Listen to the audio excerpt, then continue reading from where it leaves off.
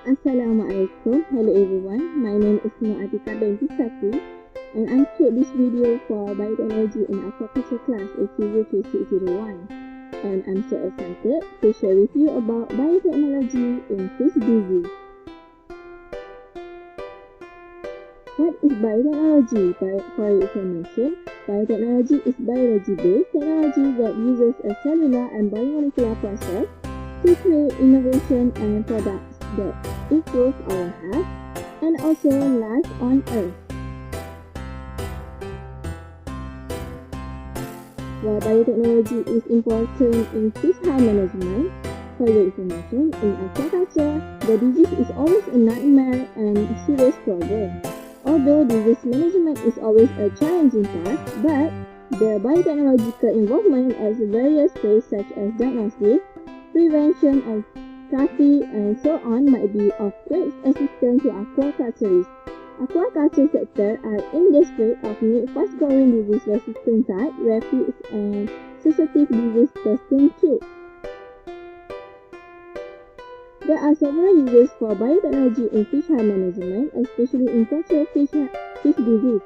First is molecular disease diagnosis, metagenomic, gene mining related with disease, DNA vaccine, probiotic and bioaugmentation, and lastly is molecular docking.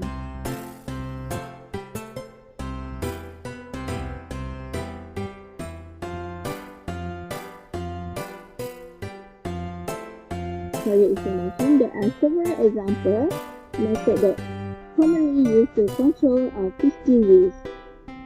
First of all is recombinant DNA. Recombinant DNA techniques are increasingly being used to solve the challenge of identifying genetic flaws in humans and also organisms that cause heritable disorder, somatic mutation linked with acquired infectious illness. As a result, recombinant DNA technology has dramatically increased our ability to identify illness.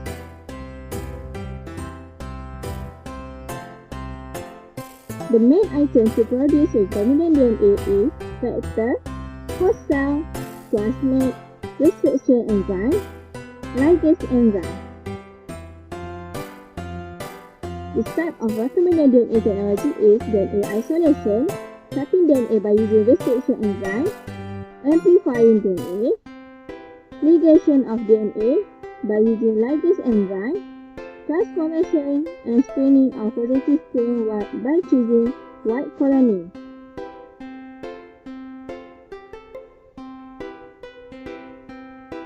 Why recombinant of DNA is important? First of all is to isolate and characterize genes, to understanding the hereditary disease and their cure, to improve vaccine and produce new ones using recombinant DNA technology.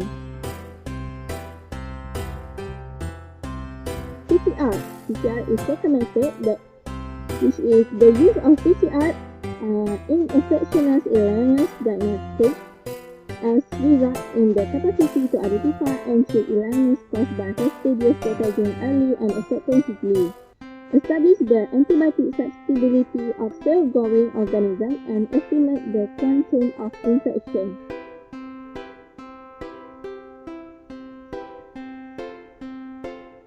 The importance of chemical reagent to produce PCR is time PCR buffer, magnesium chloride, G-antipyramid, set DNA polymerase, forward primer, reverse primer, template DNA or RNA, DD, H2O.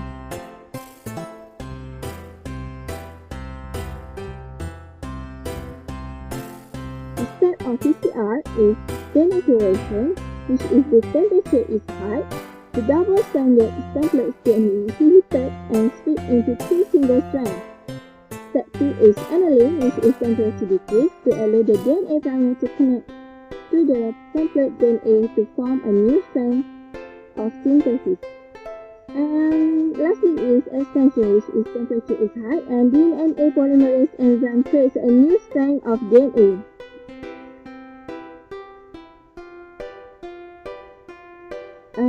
For your information, this is the picture of process of PCR. which is to complete one cycle. If you want to know more, you can click the YouTube link below.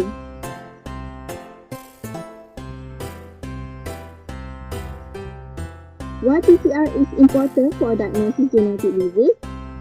First of all, is DNA can be obtained from a tissue for analysis of particular gene. PCR allows to target a single gene of interest for amplification, making the process easier and quick.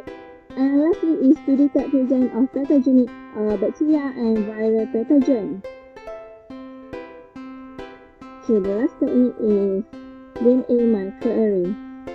DNA microarray is technology has the potential to be very useful for detecting fish disease in fish population because this technique do not require such sequence conservation, since all of the diverse DNA sequence for various populations of the same functional groups can be fabricated on array, and use of probes to monitor infectious fish disease, particularly during the spread of the disease isometric period.